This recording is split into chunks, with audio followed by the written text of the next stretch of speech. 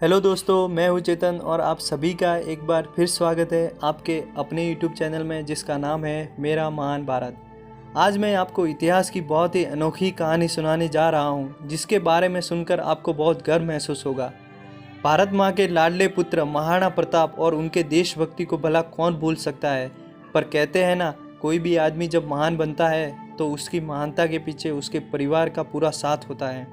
जी हाँ, हम बात करेंगे एक सुपुत्री की जिसने किस तरीके से अपने प्राणों का बलिदान किया पर महाराणा प्रताप को कमज़ोर नहीं होने दिया और उनके इरादों में नई जान डाल दी। आज हम बात करेंगे महाराणा प्रताप की बेटी वीरबाला चंपा की। महाराणा प्रताप वन वन भटक रहे थे, किंतु उन्होंने मुगलों के सामने झुकना मंजूर नहीं किया। महाराणा के साथ उनके बच्चों को दिन रात पैदल चलना पड़ता था, बच्चों को भी उपवास करना पड़ता था।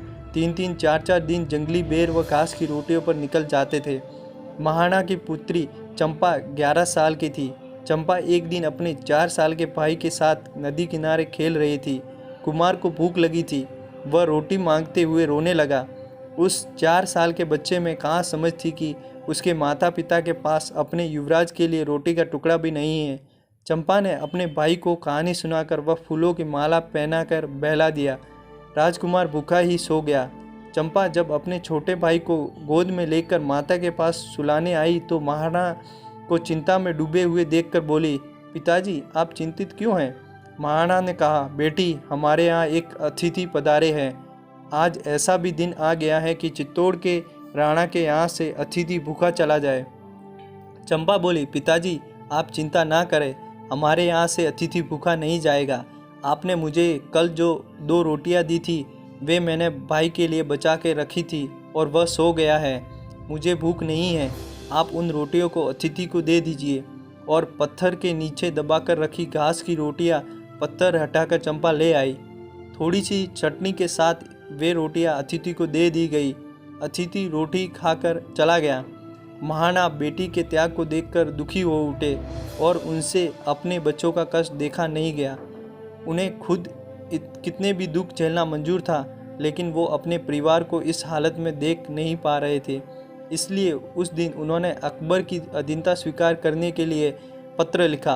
11 साल की बालिका चंपा 2-4 दिन में तो घास की रोटी पाती थी और उसे भी बचा कर रख लिया करती थी। अपने भाग की रोटी वह अपने भाई को थोड़ी थोड़ी करके खिला देती थी। भूख के मारे वह स्वयं दुर्बल हो गई थी और एक दिन वह भूख से बेहोश हो गई। महाराणा ने उसे गोद में उठाते हुए रोकर कहा, बेटी अब मैं तुझे और कष्ट नहीं दूंगा, मैंने अकबर को पत्र लिख दिया है। यह सुनकर चंपा मूर्छा में चौंक पड़ी। बोली, पिताजी आप ये क्या कर रहे हो? हमें मरने से बचाने के लिए आप अकबर के दास बनेंगे?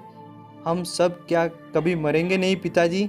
देश को नीचा मत दिखाइए, आपको मेरी कसम है, आप अकबर की अधीनता कभी स्वीकार न करें। इन वचनों के साथ ही मासूम चंपा महाराणा की गोद में ही सदा के लिए चुप हो गई। कहा जाता है कि जब अकबर के दरबार में महाराणा का पत्र पहुंचा तो पत्र देखकर पृथ्वीराज जी ने पत्र की विश्वसनीयता पर सवाल उठाते हुए महाराणा को पत्र लिखा और उसे पढ़कर महाराणा ने अकबर की अधीनता स्वीकार करने का विचार त्याग दिया।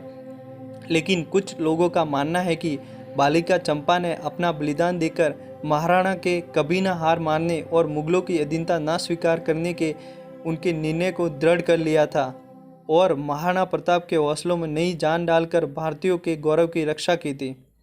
दोस्तों, अगर आपको पास भी कोई ऐसी ही अनसुनी कहानी है तो प्लीज़ कमेंट बॉक्स में ज़रूर लिखें। और अगर आपको ये कहानी पसंद आई और ऐसे ही और अच्छी कहानियाँ सुनना चाहते हैं तो प्लीज़ मेरे इस वीडियो को लाइक करें और चैनल को सब्सक्राइब करें ताकि आपको और नए नए वीडियो का अपडेट मिलता रहे। जय हिंद, जय भारत।